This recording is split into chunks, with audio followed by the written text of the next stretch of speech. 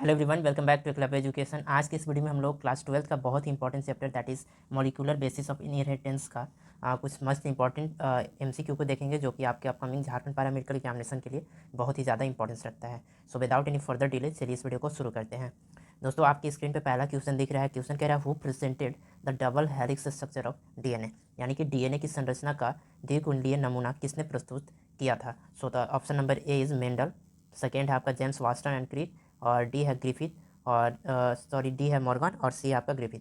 सो इसका जो correct answer हो जाएगा आपका option number second, that is James Watson and Crick. वैसे जेम्स याद रखो या ना रखो, लेकिन वाटसन एंड क्रिक आपको याद रखना है। ये क्या किए थे, double helix structure of DNA को रिप्रेजेंट किए थे। ठीक है, next question number second is on screen, so साथ के साथ में इसे पढ़िए।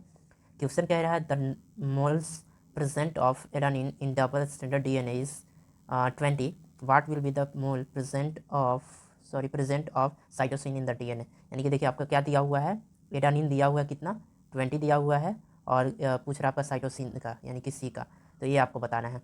फर्स्ट यहाँ क्वेश्चन में हिंदी में पढ़ लीजिए क्या कह रहा है। एक द्विसूत्री डीएनए में एडेनिन का मोल प्रतिशत 20 है, तो उसमें साइटोसिन का मोल प्रतिशत क्या होगा। सो देखिए यहाँ पे जो इसका करेक्ट आंसर जो हो जाएगा आपका 30 हो जाएगा। इसका फॉर्मूला होता है, उसके अकॉर्डिंग आपको निकालना होता है। ठीक है, वो अगर आपका दिया हुआ है 20% इसका, तो फिर इसको फाइंड करना है। खैर फार्मूला इस मैं वीडियो में आप लोगों को नहीं बताऊंगा, कमेंट बॉक्स में बताइए कि क्या होगा इसका फार्मूला। ठीक है, और चलिए क्वेश्चन नंबर थर्ड हम लोग देखते हैं। क्वेश्चन नंबर थर्ड कह रहा है which enzyme cut DNA at specific site. ऐसा इंजाइम का नाम बताना आपको जो डीएनए को स्पेसिफिक साइट पे काटता है। ये आपका डीएनए है डबल स्टैंडर्ड, तो इसको काटने का जो काम करता है, तो डीएनए लाइगेज नहीं, टोपो आइसोमेरेज, रेस्ट्रिक्शन इंडोन्यूक्लियस, और डीएनए पॉलीमरेज। तो डीएनए को काटा जाता है, किस एंजाइम में डीएनए को विशेष स्थानों पर काटा जाता है। तो इसका जो करेक्ट आंसर हो जाएगा आपका option number C, that is restriction endonuclease. ठीक है, नेक्स्ट क्वेश्चन नंबर चलिए चौथा देखते हैं। What is formed in translation. So देखिए यहाँ पे फर्स्ट ऑप्शन दिया हुआ है mRNA and protein hormone and insulin. तो सबसे पहली बात है ना कि आपको क्या होना याद होना चाहिए, सेंट्रल डोगमा याद होना चाहिए, सेंट्रल डोगमा। एक मिनट, कलर विजिबल नहीं है, डोगमा। ठीक है, इसमें क्या होता है आपका डीएनए से डीएनए बनने की प्रक्रिया, फिर आरएनए बनता है, फिर क्या बनता है, प्रोटीन बनता है। तो इस चीज़ को आपको याद रखना होगा। इससे डीएनए से डीएनए, फिर डीएनए से आरएनए, और आरएनए से आपका प्रोटीन। तो आरएनए से प्रोटीन बनने की प्रक्रिया को हम लोग क्या बोलते हैं, ट्रांसलेशन बोलते हैं। ठीक है, देखिएगा एक मिनट, आरएनए से protein, option number B correct हो जाएगा। नाउ क्वेश्चन नंबर 5 देखिए, Watson and Crick propose the scheme for replication of DNA known as transcription, dispersive DNA replication, conservative DNA replication, और सेमी कंजर्वेटिव डीएनए रेप्लिकेशन।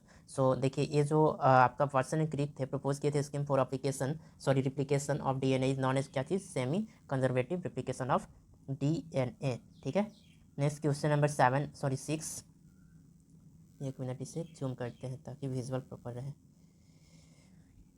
है ना। चलो देखते हैं question number 6, which of the following in DNA nucleotides, glucose, fructose, ribose sugar, और deoxyribose sugar. Which of the following is DNA nucleotide. DNA nucleotide आपको बताना है।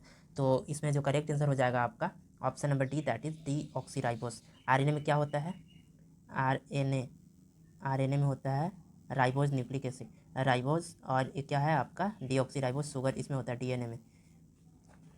चलिए क्वेश्चन नंबर 7 देख लीजिए। क्वेश्चन नंबर 7 कह रहा है uracil is found in which of the flowing. Uracil किस में पाया जाता है, डीएनए, आरएनए, प्रोटीन, या एंजाइम। सो इसका जो करेक्ट आंसर हो जाएगा आपका आरएनए। आरएनए में क्या होता है आपका यूरासिल पाया जाता है। नेक्स्ट क्वेश्चन नंबर 8 देख लीजिए। क्वेश्चन नंबर 8 कह रहा है which of the following is the process for making RNA from DNA. RNA से डीएनए, तो ये क्या हो जाएगा, आरएनए से डीएनए बन रहा है, तो रिवर्स हो रहा है।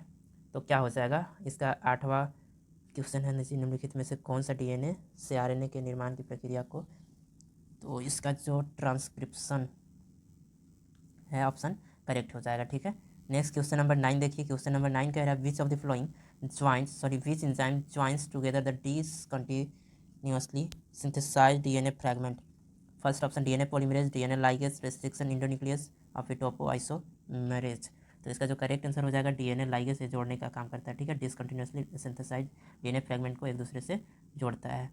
Next question number 10 is on screen. Question कह रहा है in DNA double helix appropriated distance between a base pair 3.9 nanometer, 2.0 nanometer, 0.34 nanometer और नॉन ऑफ दिस।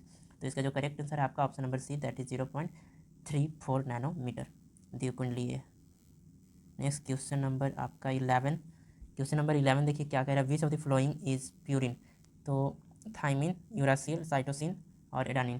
तो प्यूरिन और पिरामिडिन, तो इसका जो करेक्ट आंसर हो जाएगा आपका option number D, that is adenine क्या है आपका, प्यूरिन है, ठीक है। प्यूरिन और पिरामिडिन याद कर लीजिएगा, आप लोग अच्छा से पढ़ लीजिएगा।